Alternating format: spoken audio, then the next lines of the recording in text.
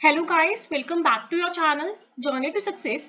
आज हम करेंगे marathon class production and materials management की। सबसे पहले हमें प्रोडक्शन मैनेजमेंट का मीनिंग क्लियर होना चाहिए। It is the process of effectively planning. हमें प्लानिंग को इफेक्टिव करना है एंड रेगुलेशन करनी है हमारे ऑपरेशंस की, ताकि जो एक्चुअल ट्रांसफॉर्मेशन है मटेरियल्स का from raw material to finish products अच्छे से हो पाए।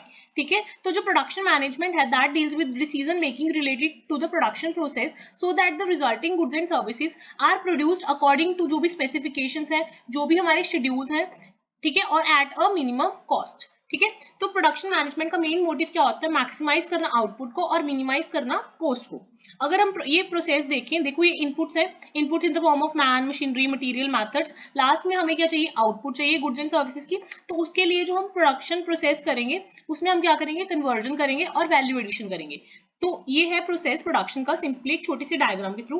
नेक्स्ट हमारा टॉपिक है नेचर क्या होना चाहिए प्रोडक्शन मैनेजमेंट का। प्रोडक्शन मैनेजमेंट क्या है? एक ट्रांसफॉर्मेशनल प्रोसेस है। इससे वैल्यू एडिशन होती है। ये एक तरह से खुद ही एक सिस्टम है, exist for the certain objective carried out in the part of organization, interrelationship among the system, startup formation, specialization of function, increases in entropy and increases in productivity। तो हम कुछ भी नेचर में बता सकते हैं कि खुद ही ट्रांसफॉर्मेशनल प्रोसेस है, वैल्यू एडिशन होती है, ठीक है, और काफी और सिस्टम्स के साथ इनका इंटर रिलेशनशिप है, स्पेशलाइजेशन ऑफ फंक्शन है। तो इससे मेन रिजल्ट क्या होता है? आपकी प्रोडक्टिविटी इनहांस होती है और साथ में ही आपकी प्रॉफिटेबिलिटी भी इनहांस होती है। नेक्स्ट है स्कोप क्या है प्रोडक्शन मैनेजमेंट का। देखो जो प्रोडक्शन मैनेजमेंट है उसका स्कोप बहुत ज्यादा वाइड है। Due to the dynamic change in business environment the scope of production and operation management has increased. ये सारी एक्टिविटीज हैं जो प्रोडक्शन और मैनेजमेंट के अंडर आती हैं। अगर आपसे फंक्शंस पूछ ले या स्कोप पूछ ले, दोनों का आंसर सेम ही होगा। तो क्या क्या आता है स्कोप ऑफ प्रोडक्शन मैनेजमेंट के अंदर? Process design, product design, plant layout and material handling, location of facilities, maintenance management, material management, quality control, production planning and control. तो जितने भी आपके फर्दर चैप्टर्स हैं आपकी यूनिट में, वो एक तरह से स्कोप ही डिफाइन कर रहे हैं प्रोडक्शन मैनेजमेंट का। नेक्स्ट है इंपॉर्टेंस क्या है। अब अगर हम प्रॉपर प्रोडक्शन मैनेजमेंट करते हैं, एक तो हमारी कॉस्ट कम हो जाएगी। अगर हमें न्यू प्रोडक्ट्स इंट्रोड्यूस करने हैं उसके लिए हमारे पास इजी हो जाएगा। अगर कंपटीशन है, कंपटीशन फेस करना इजी हो जाएगा। हम जो फर्म के गोल्स हैं उनको अचीव कर पाएंगे, फर्म इजीली एक्सपैंड हो पाएगा, जितने भी रिसोर्सेज हैं फर्म के वो प्रॉपर यूटिलाइज हो पाएंगे। अगर पूछ ले आपको बाई चांस इंपॉर्टेंस, तो 6 पॉइंट्स बना सकते हैं हम। To the customers, to the investors, to the employees, to the suppliers, to the community and to the society. अगर फंक्शंस आ जाए that are same as scope, क्योंकि जो स्कोप है that is the function of production management. Next हमारा concept है materials management. Materials management it is concern with planning, organizing and controlling the flow of materials. तो इसमें हम specifically materials की बात करेंगे फ्रॉम देयर इनिशियल परचेज, जब हम स्टार्टिंग में मटेरियल्स खरीदते हैं, टिल द सर्फिस पॉइंट, जब तक हम उनको डिस्ट्रीब्यूट नहीं करते, इनिशियल परचेज से लेके टिल द डिस्ट्रीब्यूशन पॉइंट, जो भी हम मटेरियल्स की प्लानिंग, ऑर्गेनाइजिंग और कंट्रोलिंग कर रहे हैं that is the part of material management. इसमें हम बहुत सारे एस्पेक्ट्स लेके चलेंगे, जैसे मटेरियल की कॉस्ट क्या है, मटेरियल की सप्लाई क्या है, मटेरियल को यूटिलाइज कैसे करना है। मेन ऑब्जेक्टिव क्या है कि राइट क्वालिटी और right quantity of material available हो at the right time, right place and at right cost. अब थोड़ा सा हमें एवोल्यूशन के बारे में भी पता होना चाहिए कि मटेरियल्स का एवोल्यूशन कैसे होता है। देखो कैसे हुआ मटेरियल्स मैनेजमेंट का एवोल्यूशन। ये स्टार्ट हुआ था यूनाइटेड स्टेट से और वर्ल्ड वॉर वन के बाद। सबसे पहले जब वर्ल्ड वॉर वन का टाइम था तो लोग इंपॉर्टेंस ऑफ मटेरियल मैनेजमेंट से बहुत ज्यादा अनअवेयर थे। उसके बाद एक छोटी सी समरी देख लेते हैं, स्लोली इवॉल्व हुआ। रिसेंट ही ओरिजिन है, कब स्टार्ट हुआ, रूट क्या था? World war one. ठीक है, वर्ल्ड वॉर वन से पहले लोग एक तरह से अनअवेयर थे कि मटेरियल मैनेजमेंट नाम की भी कोई चीज होती है, क्योंकि जो मटेरियल था itself was available in a very large quantity. After the world war two there was shortage of material. तभी लोगों को जाके थोड़ा रियलाइज हुआ कि हाँ मटेरियल मैनेजमेंट भी हमें करना चाहिए। शॉर्टेज क्यों हुई? क्योंकि पॉपुलेशन इंक्रीज होगी, डिमांड इंक्रीज होगी, ठीक है, इसकी वजह से शॉर्टेज हो गया। उसके बाद नीड अराइज हुई मटेरियल मैनेजमेंट की। तो 1930s के बाद बेटर अंडरस्टैंडिंग स्टार्ट हुई इन्वेंटरी प्रॉब्लम्स की, और 1970s के बाद बहुत ज्यादा सिग्निफिकेंट चेंजेस आए, जिससे लोग और ज्यादा अवेयर हुए मटेरियल मैनेजमेंट को लेके। नेक्स्ट है, अगर हम स्पेसिफिकली इंडिया की बात करें, इंडिया में टिस्को टाटा कंपनी ने स्टार्ट किया था central purchase department first time, ठीक है, इन द कॉर्पोरेट सेक्टर। उसके बाद 1922 में इंडिया में स्टोर्स एस्टैब्लिश होने स्टार्ट हुए। उसके बाद आईटी डिपार्टमेंट ने बहुत ज्यादा कंट्रीब्यूशन किया अगर हम अभी ट्रेंड्स देखें तो हमारे पास काफी अच्छा सिस्टम है मैनेजमेंट का, इंटीग्रेटेड सिस्टम है, ठीक है। This was a little about the evolution. अब इंपॉर्टेंस क्या है मटेरियल मैनेजमेंट की, वही पॉइंट्स हैं। देखो, अगर आप मटेरियल को प्रॉपर मैनेज करोगे, आप लोअर कॉस्ट पे ले सकते हो मटेरियल्स को, फास्टर आपका इन्वेंटरी टर्नओवर होगा, कंटिन्यूटी रहेगी सप्लाई की, ना ही आपके पास ओवर सप्लाई होगी, ना ही आपके पास कम सप्लाई होगी। आपको जो लीड टाइम है वो रिड्यूस हो जाएगा, ट्रांसपोर्टेशन कॉस्ट रिड्यूस हो जाएगी, जो एफर्ट्स की डुप्लीकेशन है वो रिड्यूस हो जाएगी, एलिमिनेशन ऑफ बल्क पासिंग हो जाएगा, रिड्यूस्ड मटेरियल ऑब्सोलेंस, आपका जो मटेरियल है वो पुराना नहीं पड़ा रहेगा, खराब नहीं होगा। आपके जो सप्लायर के साथ रिलेशनशिप है, अगर आप ध्यान दोगे तो वो अच्छे रहेंगे और आपके पास प्रॉपर रिकॉर्ड्स और प्रॉपर इन्फॉर्मेशन रहेगी। अगर ये सब कुछ अच्छे से चलता रहा तो जो आपका इंटर डिपार्टमेंटल कॉपरेशन है और पर्सनल डेवलपमेंट है वो भी सही रहेगा। नेक्स्ट टॉपिक है scope of materials management. Scope of material management में क्या क्या आ जाएगा? एक तो मटेरियल का प्लानिंग और कंट्रोल, मटेरियल को कैसे परचेज करना है, मटेरियल को स्टोर्स में कैसे मैनेज करना है, इन्वेंट्रीज को कैसे मैनेज करना है, और भी जैसे रिलेटेड फंक्शंस हो गए जैसे standardization, simplification, specification, value analysis, just in time. तो ये सारा स्कोप है मटेरियल्स मैनेजमेंट का। मेन ऑब्जेक्टिव क्या है मटेरियल मैनेजमेंट का? मेन ऑब्जेक्टिव है कि हमें कॉस्ट को मिनिमाइज करना है और मैक्सिमाइज करना है प्रॉफिट्स को। तो बेसिकली दो कैटेगरीज में हम क्लासिफाई कर देते हैं ऑब्जेक्टिव्स ऑफ मटेरियल मैनेजमेंट। एक तो है प्राइमरी ऑब्जेक्टिव्स, एक है सेकेंडरी ऑब्जेक्टिव्स। प्राइमरी में तो क्या है कि राइट प्राइस पे और टर्नओवर हाई हो, लो प्रोक्योरमेंट और स्टोरेज कॉस्ट हो, कंटिन्यूटी ऑफ सप्लाई हो, consistency in quality, good supplier relationship, development of personal good information system, ये सारे जो इंपॉर्टेंस वाले पॉइंट्स हैं एक तरह से वही हमारे प्राइमरी ऑब्जेक्टिव्स हैं। अभी सेकेंडरी क्या है? सेकेंडरी थोड़े से डिफरेंट है। सेकेंडरी में क्या है, इससे हम फॉरकास्ट कर सकते हैं, इंटर डिपार्टमेंटल हार्मनी मेंटेन कर सकते हैं, प्रोडक्ट में इंप्रूवमेंट ला सकते हैं, स्टैंडर्डाइजेशन ला सकते हैं, मेक खुद बनाए या बाय करें वो डिसीजंस ले सकते हैं, ठीक है। उसके बाद फेवरेबल रेसिप्रोकल रिलेशनशिप्स मेंटेन कर सकते हैं, न्यू मटेरियल्स और प्रोडक्ट्स के बारे में आगे हम अवेयर हो सकते हैं। तो these were the about the objectives of the material management in short. Next है interface with other functions. Obviously अगर आप मटेरियल्स को प्रॉपर मैनेजमेंट करोगे तो आपका इंटरफेस अदर फंक्शंस के साथ अच्छा रहेगा। अब अदर फंक्शन से मेरा मतलब क्या है? Interface with the production, interface with accounting, interface with finance, interface with marketing, interface with sales and interface with sales and development department. तो आप हर एक डिपार्टमेंट के साथ बता सकते हो कि अगर मटेरियल मैनेजमेंट अच्छा रहेगा तो आपका बाकियों के साथ इंटरफेस कैसा रहेगा। नेक्स्ट है introduction to inventory control. Inventory control क्या होता है? It is a process of ensuring that a business maintains the adequate quantity of stock to meet the forecasting demand with the minimum holding cost. इसका main यही है कि minimum holding cost होनी चाहिए और स्टॉक रिक्वायरमेंट्स हम maintain कर पाए।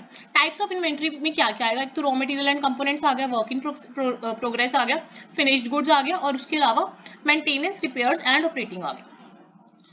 अभी हमारे पास दो मॉडल है, एक तो स्टैटिक प्रॉपर मॉडल है और एक डायनेमिक मॉडल है। इसके बारे में हमें थोड़ा सा पहले स्टार्टिंग में आइडिया होना चाहिए। स्टैटिक मॉडल्स कौन से होते हैं? Static models are those where demand is for short period, demand short period है and second order processing is not possible, क्योंकि जो लीड टाइम है वो लॉन्गर होता है, इसलिए एक ही बार आप प्रोसेस कर सकते हो।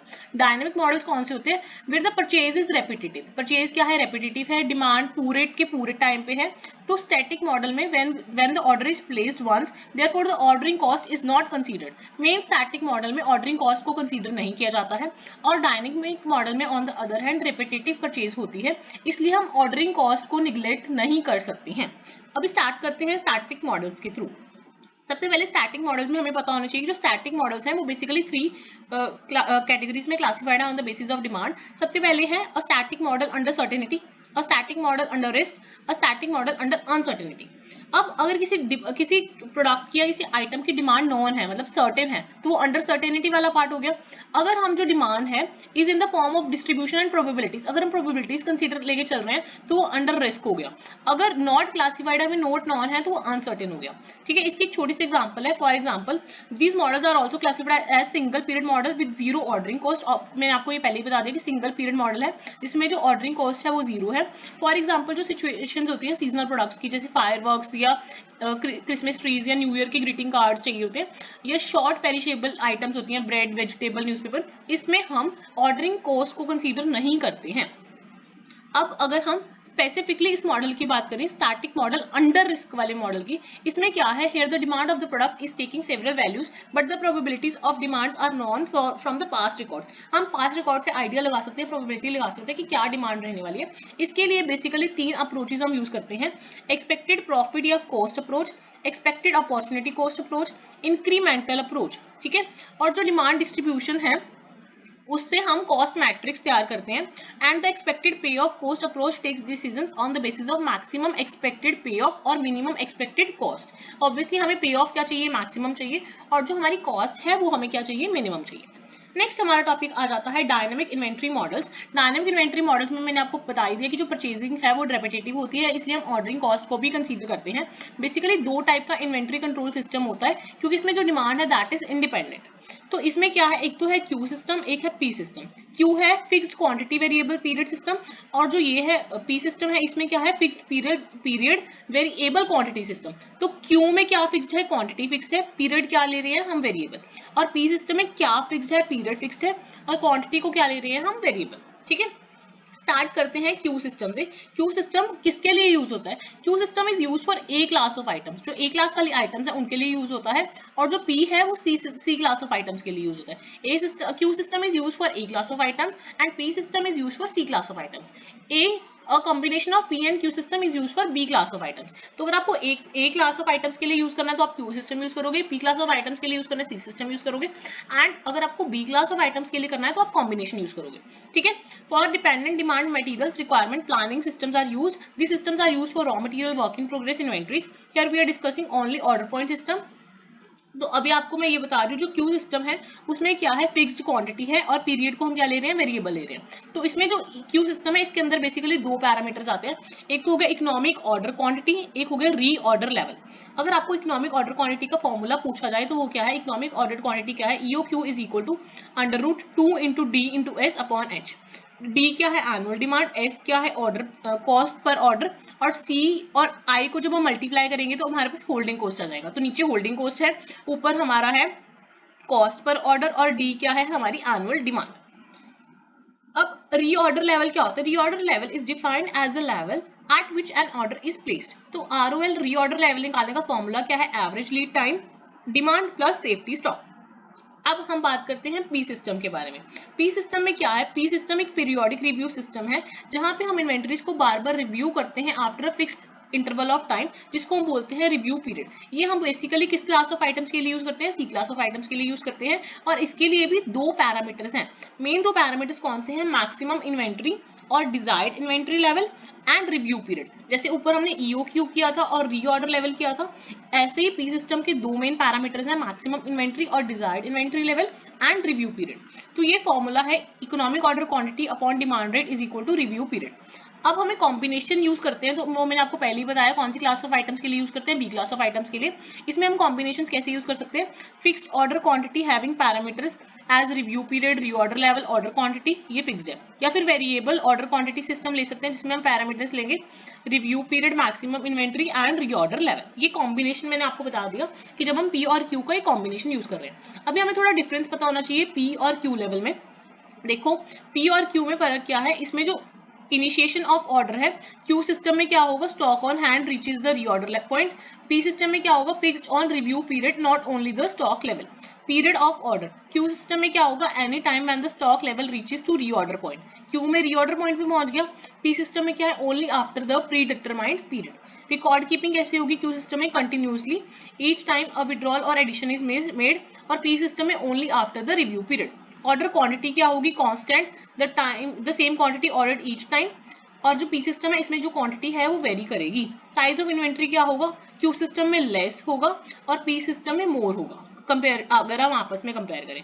टाइम टू मेंटेन क्या होगा, time to maintain Q system में हाई होगा, क्योंकि हमें प्रॉपर रिकॉर्ड्स रखने पड़ेंगे। पी सिस्टम में हमारे पास रिव्यू पीरियड होता है, इसलिए जो टाइम है that is comparatively less.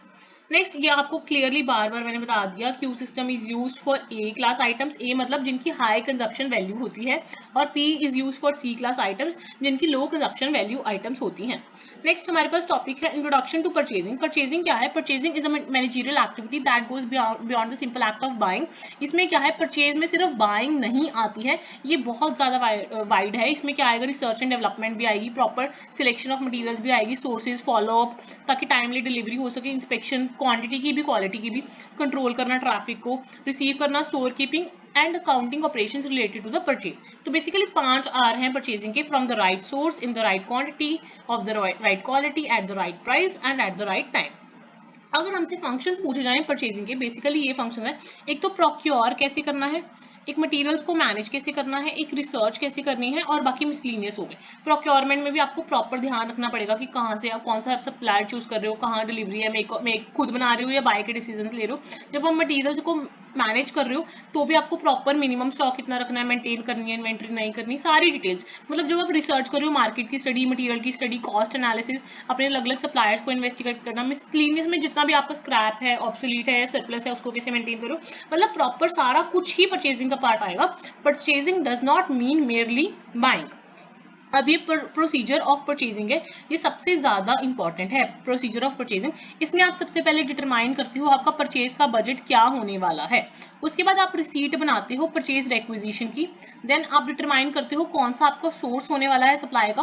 Then आपने अपना सोर्स सिलेक्ट कर दिया, देन आप ऑर्डर प्लेस कर देते हो। देन आप फॉलोअप लेते हो अपने परचेज ऑर्डर का। देन आप रिसीट ऑफ मटीरियल देते हो। देन इंस्पेक्शन करते हो। देन रिटर्न और रिजेक्ट करते हो अपने मटीरियल्स को अगर आपको सेटिस्फैक्शन नहीं होती है। देन आप इनवॉइसेस चेक करते हो और पास कर देते हो bills for the payment. I request you कि अगर आपको प्लीज कंटेंट अच्छा लग रहा है, क्योंकि बहुत ज्यादा हार्डवर्क लगता है डाटा को कंपाइल अप करने में, तो प्लीज चैनल को सब्सक्राइब और लाइक कर दें, क्योंकि क्रिएटर्स जस्ट वांट कि अगर उनको किसी को उनका डाटा अच्छा लग रहा है तो प्लीज वो उनके साथ कनेक्टेड रहें। ठीक है, नेक्स्ट है हमारा selection of sources of supply. Selection of sources of supply, देखो सिलेक्शन बहुत ज्यादा इंपॉर्टेंट है सप्लायर्स की, तो बहुत सारे फैक्टर्स डिटरमाइन करने में हेल्प करते हैं कि हमें कौन सा सप्लायर सिलेक्ट करना चाहिए, कौन हमें डिजायर्ड क्वालिटी, क्वांटिटी और प्राइस और सर्विसेज दे रहा है, उस बेसिस पे हम अपना सप्लायर सिलेक्ट करेंगे। बेसिकली 4 कैटेगरीज में हम सप्लायर्स को वो करते हैं क्लासीफाई। एक तो है मैन्युफैक्चरर्स, एक है डिस्ट्रीब्यूटर्स और एजेंट्स, एक है स्टॉकिस्ट और जिनको डीलर्स भी बोलते हैं, और एक है सब कॉन्ट्रैक्टर्स। लास्ट टॉपिक है हमारा यूनिट 1 का नेगोशिएशन। नेगोशिएशन आपको पता है ना, आप जैसे बार्गेनिंग करते हो वो चीज होगी, ताकि आपको जो बेस्ट टर्म है अपनी परचेज की, जैसे प्राइस, डिलीवरी या डिस्काउंट वगैरह मिल पाए। तो नेगोशिएशन में मेन 4 इंपॉर्टेंट एस्पेक्ट्स होते हैं। एक तो है रोल ऑफ सप्लायर, आप सप्लायर कैसा है आपका, उस पर डिपेंड करता है आप किस किस एरिया को लेकर नेगोशिएट करो, जैसे प्राइस को लेके, क्वांटिटी को लेके, इन सब चीजों में आपका एरियाज ऑफ नेगोशिएशन आ जाएगा। उसके बाद आ जाएगा रोल ऑफ बायर्स। उसके बाद buyers are always looking for suppliers at a minimum cost, जो उनको मिनिमम कॉस्ट पे दें। तो आपकी क्वालिटीज होनी चाहिए अच्छे नेगोशिएटर वाली, कि आप क्लियर थिंक करो, रैपिड थिंक करो, और अपने आप को इजीली एक्सप्रेस कर पाओ कि जो सामने वाला बंदा है वो आपसे मतलब वो होके इंप्रेस होके काइंड ऑफ आपको डिस्काउंट्स वगैरह दे दे। ठीक है, तो this was about the negotiation. अभी हम करेंगे यूनिट नंबर 2 स्टार्ट। तो अभी हम स्टार्ट करते हैं हमारा यूनिट 2 बिना टाइम को वेस्ट किए। देखो सबसे पहले प्राइस डिटर्मिनेशन क्या होता है। प्राइस ही क्या होता है, प्राइस क्या होता है, आप कितना अमाउंट पे कर रहे हो किसी भी गुड को या सर्विस को या आइडिया को लेने के लिए। तो प्राइस बहुत ज्यादा इंपॉर्टेंस रखता है for the buyer as well as the seller. तो प्राइस डिटरमाइन कैसे होता है, price determination is the process how the forces of demand of the goods and services as well as the supply of goods and services interact. जब goods की demand और supply आपस में interact करेगी तब प्राइस का क्या हो जाएगा, डिटर्मिनेशन हो जाएगा। तो जो प्राइस का डिटर्मिनेशन है बहुत सारे फैक्टर्स पे डिपेंड करता है। बेसिकली इंटरनल फैक्टर्स होते हैं और कुछ एक्सटर्नल फैक्टर्स होते हैं। इंटरनल फैक्टर्स में क्या आ जाएगी, आपकी कंपनी का इंटरनल मार्केट ऑब्जेक्टिव क्या है, आपका मार्केटिंग मिक्स स्ट्रैटेजी क्या है, क्या आपकी प्रोडक्ट की कॉस्ट है, क्या आपकी ऑर्गेनाइजेशन क्या चीजें कंसीडर कर रही है। एक्सटर्नल फैक्टर में वो चीजें आ जाएंगी जो हमारे कंट्रोल में कुछ हद तक मतलब नहीं होती हैं। तो उसमें क्या आएगा, नेचर ऑफ मार्केट आएगा, डिमांड आएगी, कॉम्पिटिशन आएगा, इन्वायरमेंटल फैक्टर्स आ गए, जैसे इकोनॉमी कैसी है, रीसेलर्स कैसे हैं, हमारी गवर्नमेंट कैसी है। अब नेक्स्ट टॉपिक है methods of pricing. Methods of pricing में क्या क्या मेथड्स हैं प्राइसिंग के। एक तो है कॉस्ट प्लस मेथड, एक है कॉम्पिटिटर्स प्राइस मेथड, एक है डिमांड बेस्ड मेथड। एक है कॉस्ट प्लस मेथड, एक है कॉम्पिटिटर्स प्राइस मेथड, एक है डिमांड बेस्ड मेथड।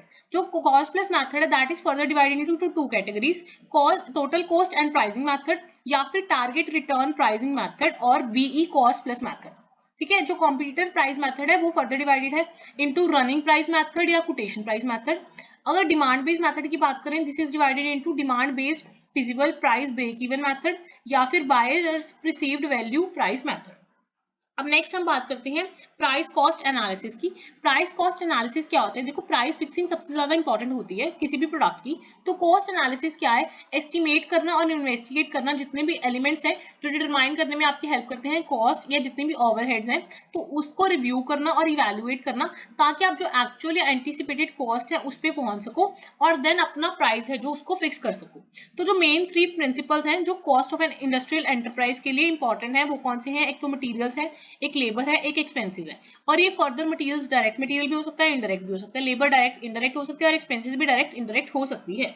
जो कॉस्ट है, cost can be, nature cost का क्या हो सकता है, cost can be fixed cost, cost can be variable cost, cost can be semi variable cost. उसके बाद हम ये भी बोल सकते हैं कि जो कॉस्ट है वो कुछ कंट्रोलेबल कॉस्ट होती हैं और कुछ अनकंट्रोलेबल कॉस्ट होती हैं।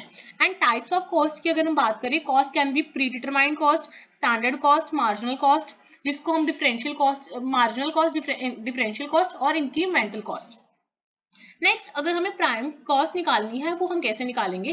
Prime cost is calculated by direct material cost plus direct labour cost plus variable या डायरेक्ट एक्सपेंसेस। तो इन तीनों को ऐड करेंगे तो हमारी प्राइम कॉस्ट आएगी। मतलब जो तीन हमने मेन एलिमेंट लिए थे उनका सिर्फ हमें डायरेक्ट वाला पार्ट ऐड करना है, इनडायरेक्ट को इग्नोर कर देना है। नेक्स्ट है क्वालिटी डिटर्मिनेशन एंड कंट्रोल। अभी हमें क्वालिटी को डिटरमाइन करना है कि क्वालिटी कैसी होनी चाहिए। तो quality is further divide, quality मतलब क्या होता है? फिटनेस। क्वालिटी मतलब फिटनेस कैसी है प्रोडक्ट की, फॉर द पर्पस, जिस पर्पस के लिए हम उसे यूज कर रहे हैं। तो a quality control process performs inspection, testing and analysis, ताकि हम डिटरमाइन कर सकें कि वेदर जो क्वालिटी है प्रोडक्ट की वो as per lead down standards है भी या नहीं। तो अगर हम इसका थोड़ा स्ट्रक्चर देखें, अगर ऑर्गेनाइजेशन में क्या होता है, एक असिस्टेंट होता है जो सुपरवाइजर होता है क्वालिटी का, सॉरी, वो उसके अंदर दो आते हैं, एक तो डिपार्टमेंट हेड्स, एक पार्ट्स का होता है हेड और एक प्रोडक्ट का होता है। ठीक है, एक पार्ट्स का हेड होता है, एक प्रोडक्ट का हेड होता है। इसके अंदर बहुत सारे क्वालिटी इंजीनियर्स आते हैं और फॉरमैन आते हैं। ठीक है, तो एक मेनली प्रोडक्ट का हेड है और एक पार्ट्स का हेड है। स्टैटिस्टिकल क्वालिटी कंट्रोल किसको बोलते हैं? When statistical techniques are employed. अगर हमें क्वालिटी को चेक करना है या सॉल्व करना है क्वालिटी रिलेटेड प्रॉब्लम्स, तो जब हम स्टैटिस्टिकल टेक्निक्स अप्लाई करते हैं तो उसको बोलते हैं statistical quality control. Statistical quality control के अंडर मेनली 3 साइंटिफिक टेक्निक्स आती हैं। उनका नाम क्या है? Sampling, inspection, analysis of data and control charts. एक तो सैम्पलिंग इंस्पेक्शन हो गया, एक एनालिसिस ऑफ डाटा हो गया, एक कंट्रोलिंग चार्ट्स हो गया। सबसे पहले हम स्टार्ट करते हैं सैम्पलिंग इंस्पेक्शन के साथ। सैम्पलिंग इंस्पेक्शन में 4 वे से सैम्पलिंग हो सकती है। एक तो sampling by attributes, sampling by variables, lot by lot sampling, continuous sampling. तो इसमें क्या है, अगर तो सैंपल प्लान्स हमारे जितने भी हैं उनको हम एक्सेप्ट कर सकते हैं, रिजेक्ट कर सकते हैं या रेक्टिफाई कर सकते हैं। ठीक है, और एट्रीब्यूट्स क्या क्या है? सिंगल, डबल, मल्टीपल, सिक्वेंशियल और सैम्पलिंग प्लान्स या आइटम बाय आइटम एनालिसिस। तो मेन आपको सैम्पलिंग की टाइप्स ही पता होनी चाहिए। Sampling by attributes, sampling by variables, lot by lot sampling and continuous sampling. जो एनालिसिस ऑफ डाटा, इसमें तो आप बेसिकली एनालाइज ही करोगे अपने डाटा को, जो आपके पास डाटा अवेलेबल है।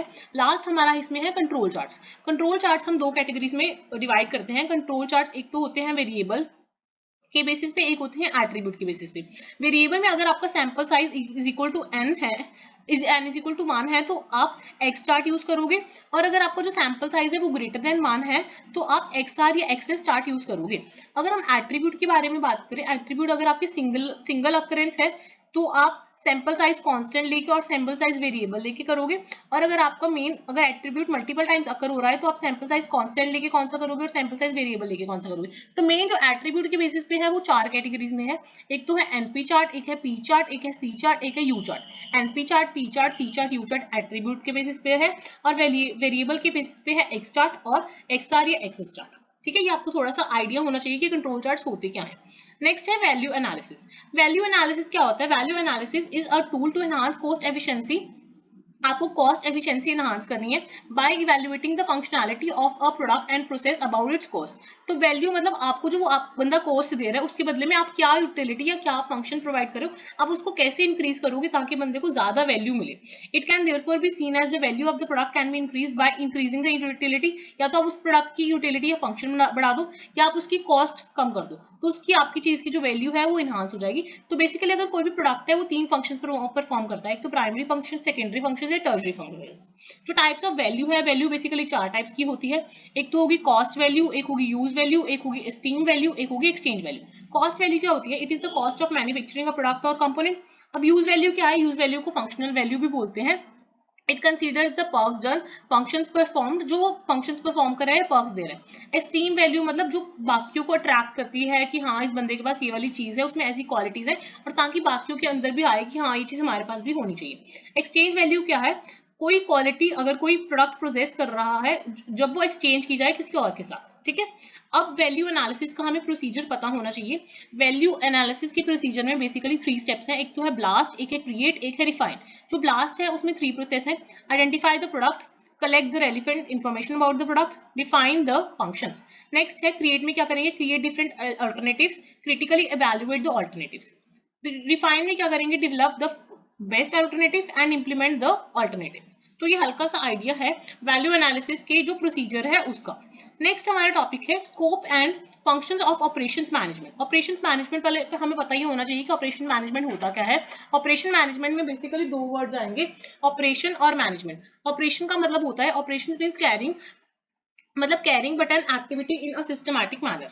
तो मैनेजमेंट का मतलब क्या होता है कि आपको गोल्स अचीव करनी है इन अ बेस्ट पॉसिबल मैनर।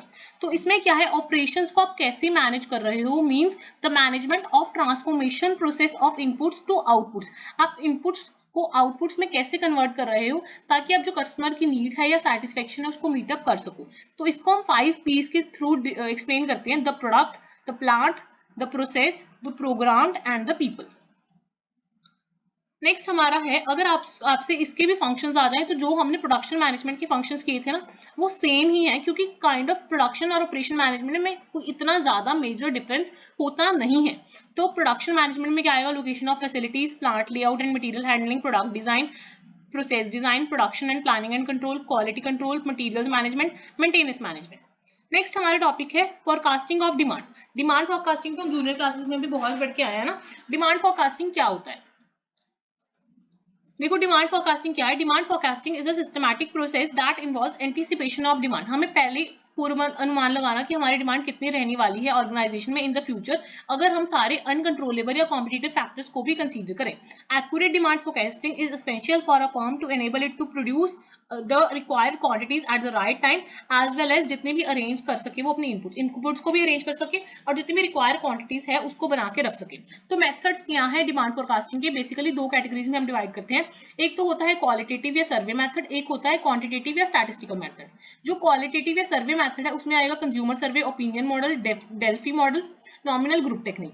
और जो क्वांटिटेटिव है उसमें आएगा trend projection, barometric method, econometric method और अदर स्टैटिस्टिकल मेथड्स। ठीक है, और फैक्टर्स क्या है डिमांड फोरकास्टिंग में, हमें क्या चीजें ध्यान में रखनी है। एक तो कितनी ड्यूरेशन ध्यान में रखनी है, एक नेचर ध्यान में रखना है, एक प्रोडक्ट, वेदर जो प्रोडक्ट है वो इंडस्ट्रियल है या कंज्यूमर है या ड्यूरेबल है या नॉन ड्यूरेबल है, तो नेचर पे भी डिपेंड करता है प्रोडक्ट का। उसके बाद लेवल, हम कौन से लेवल पे डिमांड फोरकास्टिंग कंसीडर कर रहे हैं, माइक्रो लेवल पे कर रहे हैं या मैक्रो लेवल पे कर रहे हैं या इंडस्ट्रियल लेवल पे कर रहे हैं, फॉर्म के लेवल पे कर रहे हैं। एक है पेक्युलैरिटीज, पेक्युलैरिटीज में क्या क्या आ जाएगा, जैसे कंपटीशन आ गया या बाकी कल्चरल फैक्टर्स हो गए, फैशन वगैरह हो गया, या स्टेटस ऑफ द प्रोडक्ट आ गया, आपका जो प्रोडक्ट है वो कौन सी स्टेज पे है।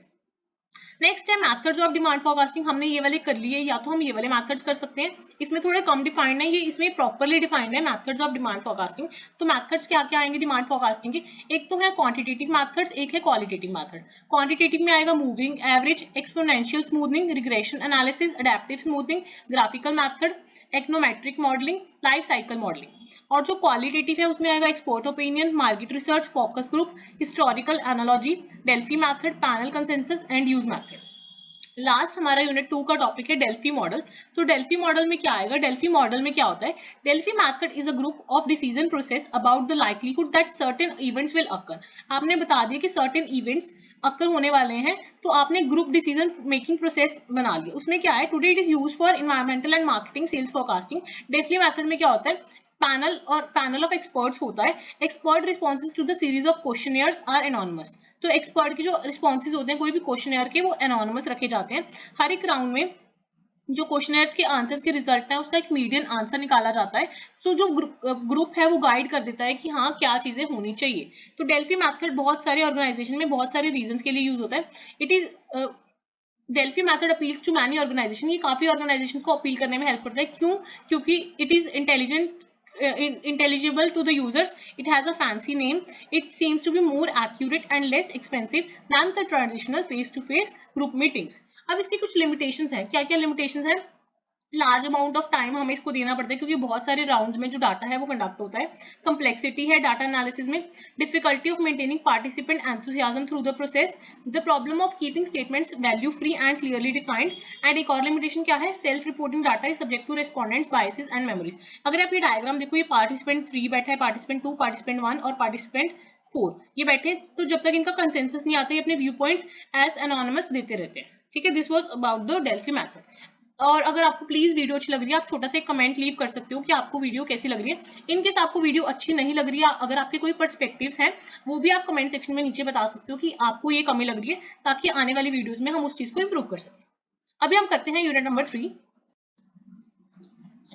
तो अभी हमारे 2 यूनिट्स कवर हो गए हैं, स्टार्ट करते हैं हमारा यूनिट नंबर 3। अब यूनिट 3 क्या कहता है?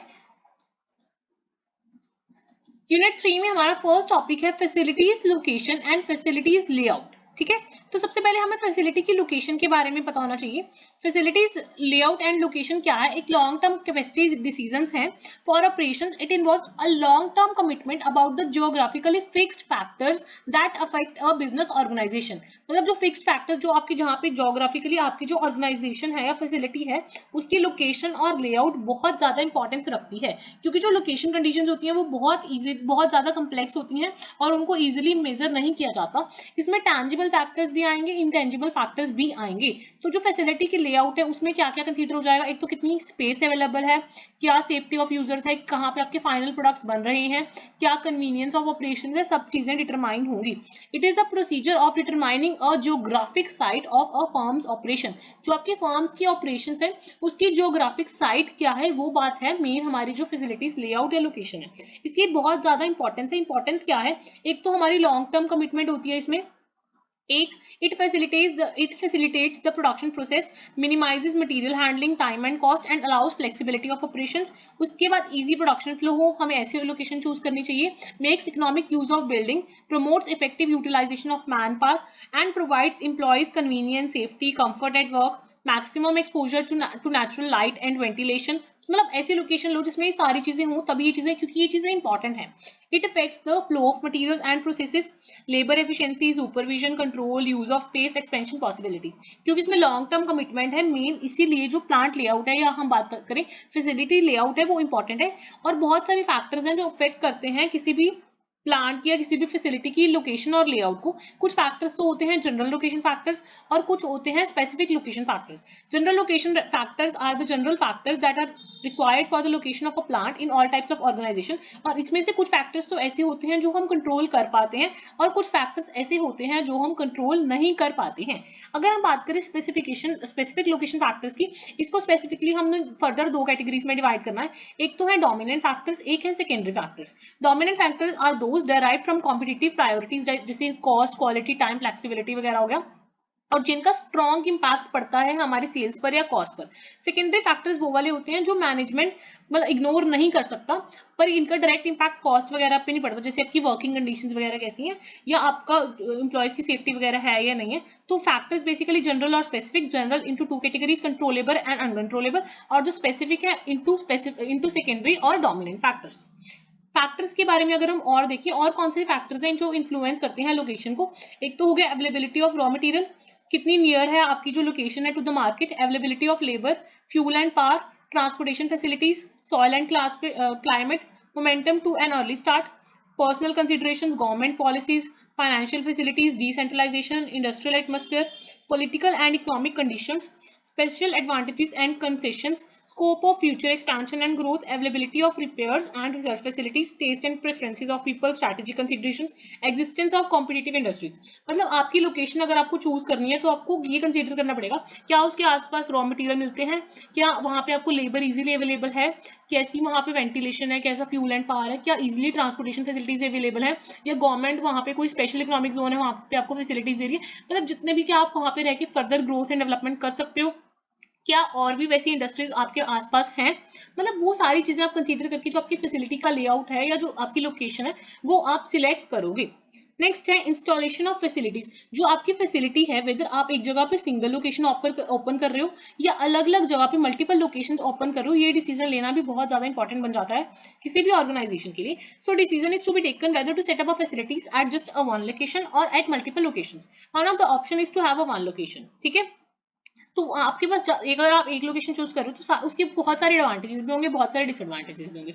अगर आप सिंगल लोकेशन सेटअप कर रहे हो तो आपका प्रॉपर वहां पे डिस्ट्रीब्यूशन सिस्टम वगैरह बन जाएगा। ऑन द अदर हैंड अगर आप बहुत सारी मल्टीपल लोकेशंस सेटअप कर रहे हो डिफरेंट मार्केट्स में, तो उससे आपको इजी एक्सेसिबिलिटी बन जाएगी बहुत सारे कस्टमर्स की।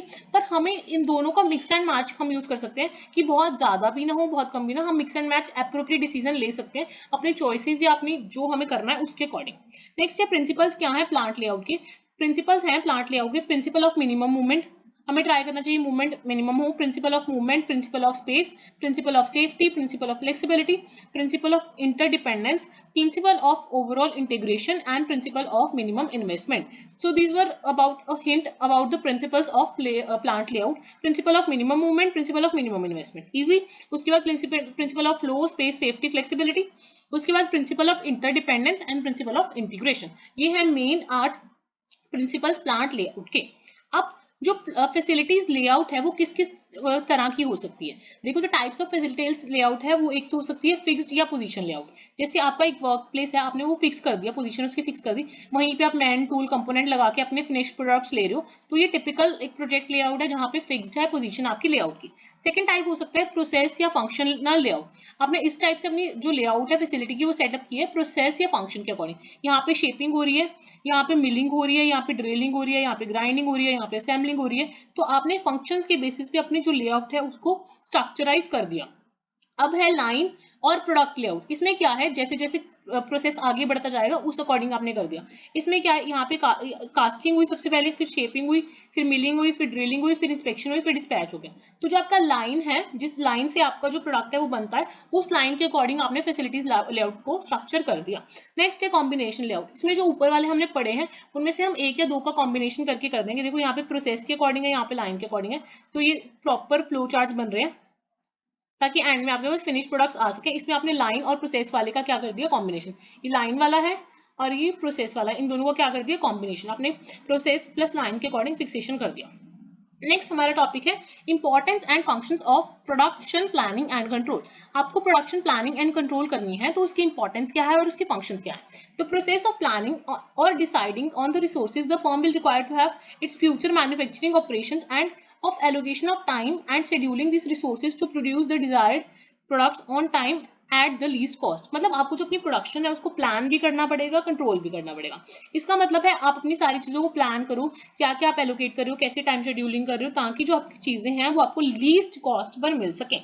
बेसिकली अगर हम इसके फंक्शंस की बात करें, फंक्शन में कैसा आएगा, देखो जो प्रोडक्शन प्लानिंग एंड कंट्रोल है, नाम से क्लियर हो रहा है, एक एलिमेंट तो है प्रोडक्शन का प्लानिंग, एक है प्रोडक्शन कंट्रोल. जो प्रोडक्शन प्लानिंग है उसमें क्या आएगा, planning, routing, scheduling and loading.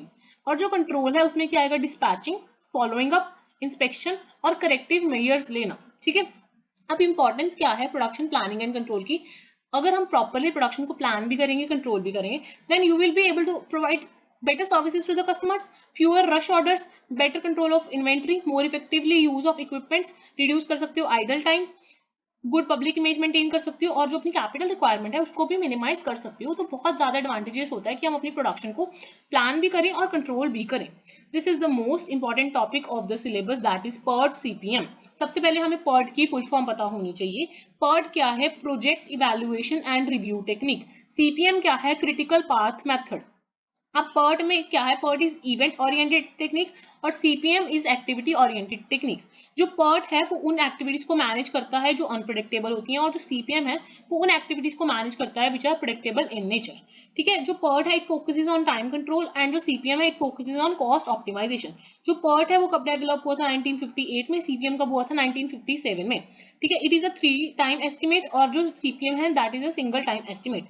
जो PERT है that is a probability kind of model और जो CPM है ये डिटर्मिनिस्टिक टाइप ऑफ मॉडल है.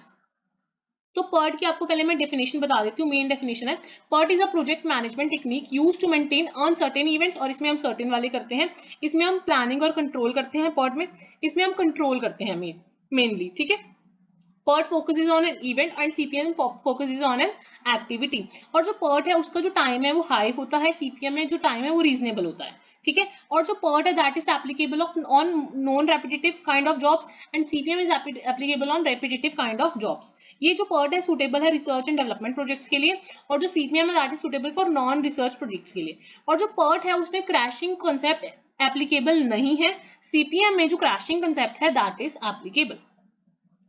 In PERT, activities are shown as a network of precedence of relationship using activity on arrow network construction with multiple time estimates. So PERT is issued in project management for repetitive jobs, और जो research and development works होते हैं उनके लिए use करते हैं।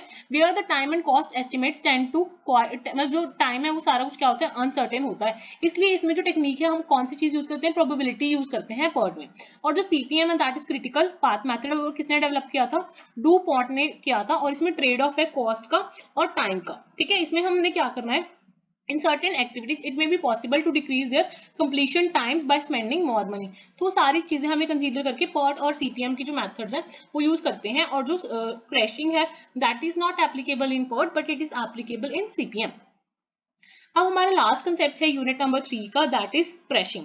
तो crashing क्या होता है, crashing is an activity which refers to speeding up और shortening the duration of an activity by using additional resources. तो क्रैशिंग में हमने क्या किया, ड्यूरेशन को कम कर दिया activity की by using up the additional resources. It includes overtime, hiring temporary staff, renting more efficient equipments and other measures. In order to accomplish this, it is necessary to calculate the crashing cost per unit as well as normal expected time for each activity. तो CPM के बहुत ज़्यादा charts होते हैं जो हमें representation करते हैं कि क्या क्या इफेक्ट्स होने वाले हैं क्रैशिंग के। Only those activities on the critical path are considered starting with activities for which the crashing cost per unit is lowest. तो वही हमें अप्लाई करना चाहिए जिनकी crashing cost per unit lowest है। The activities are represented by circles, include an activity identification number and estimated time. तो अगर हमें कॉस्ट निकालनी है वो मेनली हम डायरेक्ट कॉस्ट ही कंसीडर करते हैं। तो ये ट्रेड ऑफ देखो आप, यहाँ पे टाइम है, यहाँ पे कॉस्ट है, तो टाइम कॉस्ट हम ट्रेड ऑफ लेंगे। ये क्रैशिंग पॉइंट है, ये नॉर्मल पॉइंट है, तो ये स्लोप है। Slope is crashing cost minus normal cost upon crashing time minus normal time. तो ये आपका एक्टिविटी कॉस्ट का स्लोप है। CC मतलब क्रैशिंग कॉस्ट, NC मतलब नॉर्मल कॉस्ट, NT मतलब नॉर्मल टाइम, और CT मतलब क्रैश टाइम। तो इससे आप अपनी स्लोप निकाल सकते हो, और जिनका जो क्रैशिंग कॉस्ट है लोएस्ट है उस एक्टिविटी को आप सिलेक्ट करोगे। This was about the crashing. बाकी हम अभी करेंगे यूनिट नंबर 4 को स्टार्ट। प्लीज जिन्होंने भी लाइक शेयर एंड कमेंट नहीं किया है, I request you please like share और कमेंट कर दे। अभी स्टार्ट करते हैं unit number 4। Before starting the unit number 4 मैं आपको एक छोटा सा सजेशन देना चाहती हूँ। देखो जो कॉलेज के एग्जाम्स होते हैं ना, उसमें रेदर देन आप बहुत ज्यादा डाटा याद करके जाओ और आपको पेपर में कुछ भी ना याद आए, उससे बेटर ये अप्रोच रहती है कि आप लिमिटेड डाटा याद करके आओ और उस डाटा को एक्यूरेटली लिख के आओ, ठीक है। तो आप क्या करना है, एग्जाम से पहले इन वीडियोस को मल्टीपल टाइम्स 2-3 बार देख लेना, ताकि आपको अच्छे से जो सारा डाटा है वो अच्छे से याद हो जाए। This would be my suggestion, बाकी आपकी चॉइस है, ठीक है। तो ये है कि आप एग्जाम से पहले 3-4 बार वीडियोस को देख लो, ताकि जो आपका अच्छे से POM का रिवीजन भी हो सके और कंसेप्ट्स भी क्लियर हो सके। तो स्टार्ट करते हैं यूनिट नंबर 4। प्रोडक्टिविटी क्या है, productivity is a mayor efficiency of labour, कि आपके लेबर की क्या एफिशिएंसी है। तो उसको मेयर कैसे करते हैं, आउटपुट पर वर्कर और आउटपुट पर वर्कर आर, ठीक है। ये प्रोडक्टिविटी को मेयर करने का हमारा फॉर्मूला है। Technically it can be defined as a ratio of output to input, ठीक है। इससे हमें इफेक्टिवनेस भी पता लगती है और एफिशिएंसी भी पता लगती है। तो productivity is equal to output upon input. अगर हम ईटवेल और न्यूमैन के वर्ड्स के अकॉर्डिंग बात करें, उन्होंने कहा है productivity is the ratio of some measure of output to the some index of input use. तो बहुत सारे टाइप्स की प्रोडक्टिविटी मेजर्स होते हैं। एक तो हो गया single factor productivity, labour productivity, multi factor productivity, total factor productivity. Single factor productivity में हम क्वांटिटी यूज करते हैं, आउटपुट की क्वांटिटी कितनी है और आउटपुट की इनपुट कितनी, क्वांटिटी ऑफ इनपुट कितनी है और क्वांटिटी ऑफ आउटपुट कितनी है, उनके रेशियो कंसीडर करते हैं। लेबर प्रोडक्टिविटी में हम लेबर का आउटपुट और लेबर की इनपुट को कंसीडर करते हैं। और मल्टी फैक्टर प्रोडक्टिविटी में हम एक इनपुट नहीं लेते, बहुत सारे मल्टीपल मेजर्स ले लेते हैं, मल्टीपल फैक्टर्स ले लेते हैं जो प्रोडक्टिविटी को अफेक्ट करते हैं। टोटल फैक्टर प्रोडक्टिविटी क्या होता है, it is a ratio of measure of total output quantity to a measure of quantity of total input. अब बात करते हैं वर्क स्टडी के बारे में। वर्क स्टडी जो टर्म है ये कहाँ से आई थी, देखो FW टेलर था जिन्होंने एडवोकेट किया था कि greater attention should be paid to the known of timing of task. Taylor ने कहा था ब्रेक डाउन करना है हमें टास्क को इनटू छोटे छोटे एलिमेंट्स, और इन एलिमेंट्स की टाइमिंग को हमें स्पेसिफाई करना है with the use of stop watch. अब स्टॉप वॉच यूज करके हर एक एलिमेंट की टाइमिंग बता सकते हो कि इस टास्क में, इस वर्क में आपको कितना टाइम लग रहा है। अगर हम वर्क स्टडी की डेफिनेशन की बात करें, वर्क स्टडी क्या है, work study investigates the work done in an organization and it aims at finding the best and most efficient way जब हम वर्क स्टडी करेंगे तो हमें बेस्ट और मोस्ट एफिशिएंट वे है उसका पता लग जाएगा। इसमें हम क्या करेंगे, ऑप्टिमम यूटिलाइजेशन करेंगे जितने भी रिसोर्सेज हमारे पास अवेलेबल है, चाहे वो मैन हो, मटीरियल हो, मनी हो, मशीनरी हो। तो work study investigates the work done in an organization and it aims at finding the best and the most efficient way. It aims at optimum utilization of available resources, that is man, material and money and machinery. Objectives क्या है work study के? अगर हम work study करेंगे तो obviously हम optimally use करेंगे हमारी जितनी भी रिसोर्सेज हैं, बेशक वो प्लांट हो, इक्विपमेंट हो, मैन पावर हो, मटीरियल हो। हम एक स्टैंडर्ड परफॉर्मेंस को एस्टैब्लिश कर सकते हैं, एफिशिएंट वर्क का मेथड डिफाइन कर सकते हैं, एस्टैब्लिश कर सकते हैं the most efficient and effective utilization of human effort, synchronize कर सकते हैं सारे रिसोर्सेज को, इवैल्यूएट कर सकते हैं ह्यूमन वर्क को, हमारी प्रोडक्टिविटी इनहांस होगी और ऑब्वियसली जितना भी वेस्टफुल एफर्ट है या यूजलेस चीजें हैं उनको हम डिडक्ट कर सकते हैं या एलिमिनेट कर सकते हैं। इससे जॉब सिंप्लीफिकेशन आएगी और वर्क स्टैंडर्डाइजेशन आएगा। To develop plant safety schemes, equipment utilization, plant layout in conductive work environment. ठीक है, अभी हमें हल्का सा आइडिया हो गया कि वर्क स्टडी होता क्या है, कि वर्क इस वे से करना कि हमने स्पेसिफाई कर दिया कि हर एक एलिमेंट ऑफ वर्क की टाइमिंग क्या है, और उसके बाद हमने फाइंड कर लिया कि क्या best and the most efficient way है किसी भी काम को करने का। नेक्स्ट है scope and uses of work study. देखो जो वर्क स्टडी है it can be applied to any of the field. Work study का बहुत ज्यादा वाइड स्कोप है और ये ऑर्गेनाइजेशन में डिफेक्ट्स ढूंढने में काम आता है। तो work study is always the first technique applied for the increasing production. तो वर्क स्टडी हर एक जगह वहां पे यूज होती है जहां पे ह्यूमंस काम करते हैं।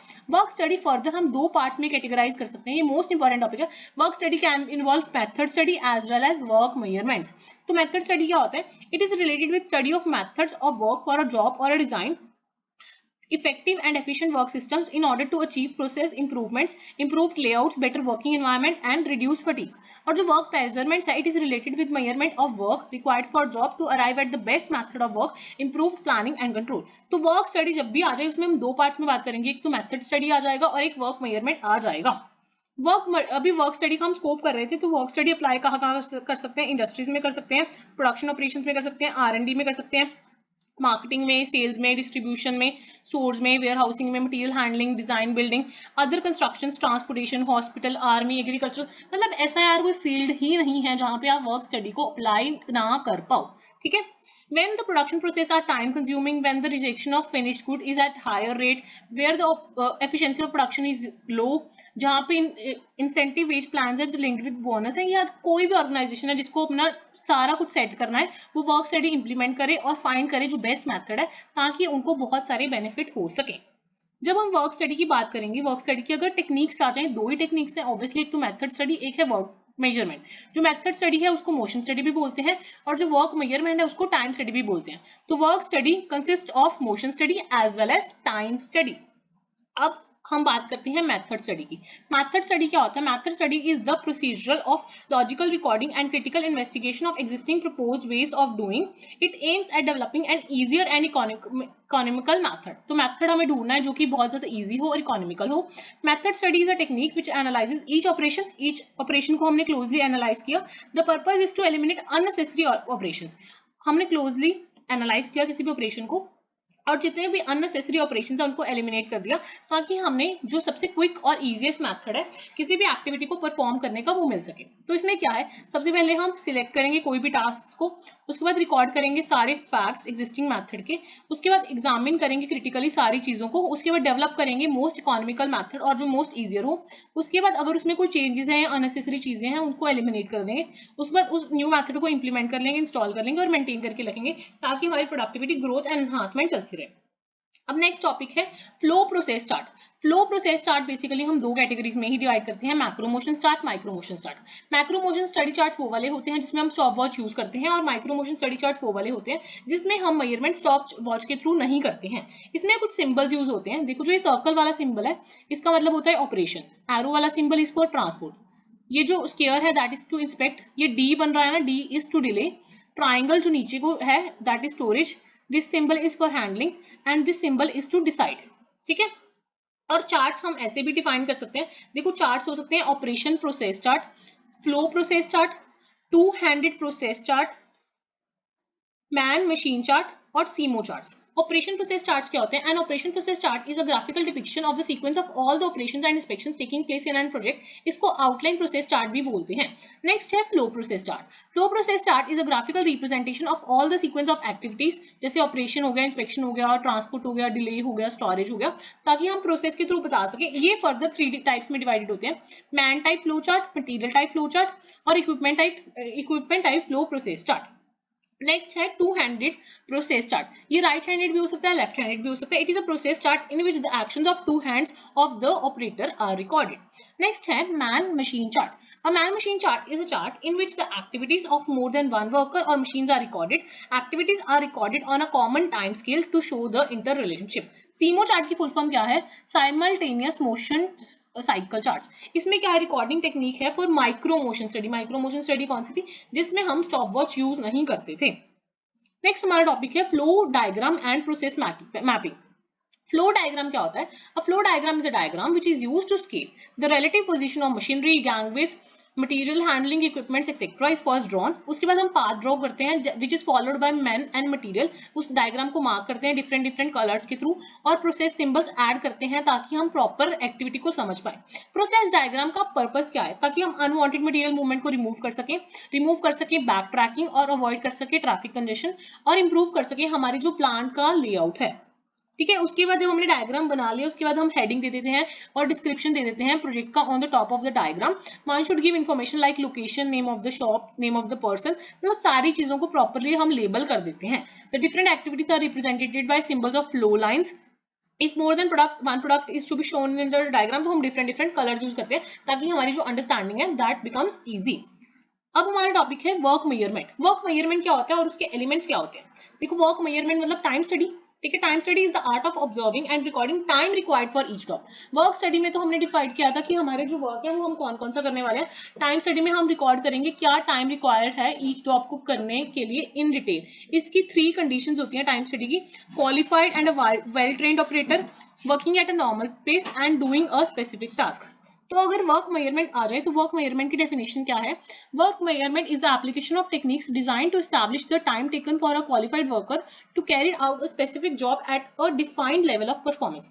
तो इसमें हम क्या क्या डिफाइन करेंगे? एक तो हम सबसे पहले फाइंड आउट करेंगे डिफरेंट एलिमेंट्स क्या होने चाहिए प्रोडक्शन प्रोसेस के। उसके बाद हम फाइंड आउट करेंगे कि हर एक प्रोसेस को करने के लिए हमें कितना टाइम लग रहा है। जब हमने ये डिसाइड कर लिया then we will fix a standard time कि कितना स्टैंडर्ड टाइम होना चाहिए उस एक्टिविटी को परफॉर्म करने के लिए। अब जो वर्क मेजरमेंट है उसकी बहुत सारी टेक्निक्स होती हैं, मेथड्स होते हैं और टाइप्स होते हैं। जो वर्क मेजरमेंट है उसमें एक तो आ जाएगा टाइम स्टडी, जिसमें हम स्टॉप वॉच यूज करते हैं ताकि हम बेस्ट टाइम पता लगा पाए। वर्क सैम्पलिंग यूज करते हैं, कुछ सैंपल्स को रैंडम लेके उनको ऑब्जर्व करते हैं। इसमें एक हो जाता है सिंथेसिस मेथड। इसमें क्या है, फुल जॉब हम डिफरेंट एलिमेंट्स में ब्रेक डाउन कर देते हैं। एक होता है पीएमटीएस। पीएमटीएस क्या होता है? Pre determined motion time system. इसमें नॉर्मली 3 टाइम्स हम कंडक्ट करते हैं स्टडीज, जिसको हम बोलते हैं normal, fast, very fast. Analytical estimation, इसमें क्या होता है? It is used for fixing the standard time for the job which are very long and competitive in nature. और लास्ट है वर्क मेजरमेंट की टेक्निक या मेथड, हिस्टोरिकल डाटा मेथड।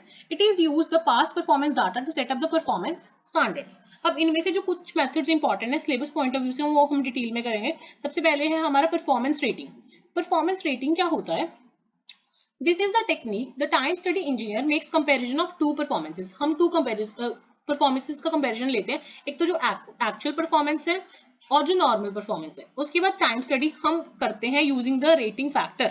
कौन सा फैक्टर यूज करते हैं? Rating factor. सो जो time analyst होते हैं वो केयरफुली इवेलुएट करते हैं time, dexterity, false moves, rhythm, coordination, effectiveness और सारे फैक्टर्स को कंसीडर करके after completing the time study the time analyst should advise the operator of the performing rating to provide the operator with an opportunity to express his or her opinions. वो opinion बताता है performance rating के according और judgment देता है।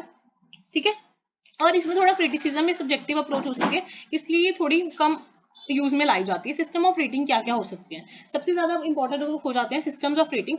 Rating के system क्या क्या हो सकते हैं? Pace rating, Westinghouse system of rating, objective rating और सिंथेटिक रेटिंग। पेस रेटिंग क्या होता है? by measuring the rate of execution of the work per minute of time, the performance is evaluated. The effectiveness of the operator against the normal performance is measured by the analyst. The analyst assists a specific percentage. तो ठीक है, ये है pace rating. Westinghouse rating क्या होता है, इसमें 4 factors mainly consider होते हैं। 4 फैक्टर्स कौन कौन से हैं, स्किल, एफर्ट, कंडीशंस और कंसिस्टेंसी। नेक्स्ट है ऑब्जेक्टिव रेटिंग। ऑब्जेक्टिव में स्पीड ऑफ द मूवमेंट्स और जॉब डिफिकल्टीज को कंसीडर किया जाता है, और इसको जो रेटिंग फैक्टर है that is R is equal to P into D. P क्या है, स्पीड ऑफ द मूवमेंट, और D क्या है, डिफिकल्टी। लास्ट इसमें है synthetic rating. Synthetic rating is the mean of rating factors determined for the selected elements which is applied uniformly to the all manually controlled elements of the working cycle. तो basically आपको बस यार ये याद करके जाना है। देखो, अगर परफॉर्मेंस रेटिंग आ गया, आपको पता है परफॉर्मेंस रेटिंग में हम क्या यूज करेंगे, रेटिंग स्केल यूज करेंगे। उसके अलावा जो परफॉर्मेंस रेटिंग है उसके 4 सिस्टम है, ठीक है। एक तो है पेस रेटिंग, एक है wasting house system of rating, एक है ऑब्जेक्टिव रेटिंग और एक है सिंथेटिक रेटिंग। और जो परफॉर्मेंस रेटिंग है या रेटिंग फैक्टर है उसका फॉर्मूला क्या है, R is equal to P upon A। A क्या है, pre determined notion time element, और ए क्या है, average actual observe time of element. बस ये मेन ये याद कर जाना। परफॉर्मेंस रेटिंग होता क्या है, रेटिंग फैक्टर यूज करते हैं, 4 सिस्टम है, पेस, वेस्टिंग हाउस, ऑब्जेक्टिव और सिंथेटिक। और इसका फॉर्मूला क्या है। नेक्स्ट है अलाउंसेस। अलाउंसेस आपको पता है कि जैसे हम सैलरी लेते हैं अगर कोई भी ऑर्गेनाइजेशन से, सैलरी के अलावा जो ऑर्गेनाइजेशन है वो बहुत सारे काइंड्स की अलाउंसेस भी हमें देती है। तो अलाउंसेस के जस्ट नाम याद कर लेना। अलाउंसेस कैसे कैसे हो सकते हैं, रिलैक्सेशन अलाउंस हो सकता है, प्रोसेस अलाउंस हो सकता है, स्पेशल अलाउंस हो सकता है, पॉलिसी अलाउंस हो सकता है। उसके अलावा पर्सनल नीड्स अलाउंस हो सकता है, फटीग अलाउंस हो सकता है, पीरियोडिक अलाउंस हो सकता है, इंटरफेरेंस अलाउंस हो सकता है और कंटिजेंसी अलाउंस हो सकता है। नाम याद कर लेना अलाउंसेस के। और अलाउंसेस तो हमें बताइए extra benefits apart from the salary क्या कहलाते हैं, अलाउंसेस कहलाते हैं। अब स्टैंडर्ड टाइम क्या होता है, इसके बाद हमारा standard time, synthetic time, standards और वर्क सैम्पलिंग, 3 टॉपिक हैं। उसके बाद हमारा प्रोडक्शन एंड ऑपरेशन मैनेजमेंट, अच्छे से सारे टॉपिक्स कवर हो जाएंगे। तो स्टैंडर्ड टाइम क्या होता है, स्टैंडर्ड टाइम और allowed time is the total time in which a job should be completed at a standard performance. तो स्टैंडर्ड टाइम हमने फिक्स कर दिया कि ये हमारा स्टैंडर्ड टाइम है जिसमें जो हमारी जॉब है दैट शुड बी कंप्लीटेड। तो इसको कैलकुलेट करते हैं हम with help of a stopwatch. इसमें 2 स्टेप्स हैं, एक तो नॉर्मल टाइम कैलकुलेट करना, एक स्टैंडर्ड टाइम। नॉर्मल टाइम क्या होता है, observe time into performance rating, और स्टैंडर्ड टाइम क्या होता है, normal time bracket 1 plus allowance. ठीक है, स्टेप 1 में क्या होता है, तो observe time is usually the actual time observed by using a stopwatch. The observe time of operation is the total elemental times, कितना हमें मतलब ऑब्जर्व करने में कितना नॉर्मल टाइम लग रहा है। इन स्टेप 2 में normal times mean the time taken by the worker with the standard performance. Basic time is calculated from the observe time by applying the rating factor. The term allowed time means the standard time is obtained by adding the allowance like rest, personal allowance, relaxation allowance, process allowance और unavoidable delay, contingency allowance, special allowance etcetera with the normal time. देखो allowances ना, जो ये हमने topic किया, ये वो वाले अलाउंसेस तो होते हैं जो हमें सैलरी के अलावा मिलते हैं। इसमें जो ये अलाउंसेस की बात कर रहा है ना, इसमें ये उन अलाउंसेस की बात कर रहा है जैसे जो नॉर्मल टाइम के अलावा बंदा थोड़ी देर रेस्ट ले लेता है काम करते हुए, या पर्सनल नीड के लिए, रिलैक्सेशन के लिए, या फटीग की वजह से, कंटिजेंसी की वजह से, इंटरफेरेंस की वजह से, ये वो वाले अलाउंसेस हैं जो टाइम में हम कंसीडर करते हैं। ठीक है, तो कंफ्यूज मत होना एग्जाम में। अलाउंसेस वो वाले अलाउंसेस की नहीं बात हो रही जो सैलरी वाले हैं, इसमें वो वाले अलाउंसेस हैं जो काम करते हुए हमें अलाउंसेस थोड़ी छूट दी जाती है, मतलब 5 मिनट रेस्ट करने बैठ गया, वो वाले अलाउंसेस हैं। ठीक है, नेक्स्ट है synthetic time standard. Synthetic time standards क्या है, synthesis sorry synthetic time standards क्या है, synthesis is a work measurement technique. This is for structure up the time of a job at a well defined level of performance. इसमें क्या है, it is done by accumulating the elements time obtained earlier from the time studies on other jobs. इसमें basically देखो 3 types के elements हैं जो synthetic elements हैं। इसमें 3 टाइप के एलिमेंट हैं, एक तो आइडेंटिकल एलिमेंट्स, एक मशीन और प्रोसेस कंट्रोल्ड एलिमेंट्स, और एक है सिमिलर एलिमेंट्स। और इसको हम फर्दर में 2 कैटेगरीज में डिफाइन करते हैं, एक तो है एलिमेंट टाइम्स और एक है जॉब साइकिल टाइम्स। नेक्स्ट आ जाओ वर्क सैम्पलिंग। वर्क सैम्पलिंग क्या है, work sampling is a method in which a large number of observations are recorded at random time and tearings to know productivity of the equipments और workman. इसमें हमने sample at random select करना, उस sample को analyse करके हम अपने and result तक पहुंचते हैं। The accuracy of the work sampling results depends upon the number of observations taken. जितनी ज्यादा ऑब्जर्वेशन होंगी उस अकॉर्डिंग एक्यूरेसी कम होती जाएगी। Larger the number of observations उस अकॉर्डिंग हमारी एक्यूरेसी इफेक्ट होगी, अगर हम उनको किस वे में डिटेल वे में एनालाइज कर रहे हैं। Work sampling can be very useful for establishing time standards on both direct and indirect labour jobs. I hope आपको ये पूरा यूनिट POM का समझ आया होगा। अगर आपकी कोई डाउट्स हैं या कोई पॉइंट ऑफ व्यूज हैं, आप मुझे नीचे कमेंट सेक्शन में बता सकते हो और जेन्युइनली कमेंट करके बता सकते हो कि आपको ये एफर्ट्स कैसे लग रहे हैं, whether they are in the right direction or not. And thank you for watching the entire video, जो एंड तक इस पोर्शन में आए हैं इस वीडियो के। ओके, मिलते हैं नेक्स्ट वीडियो में एक नए कंटेंट के साथ और एक नई अप्रोच के साथ। बाय।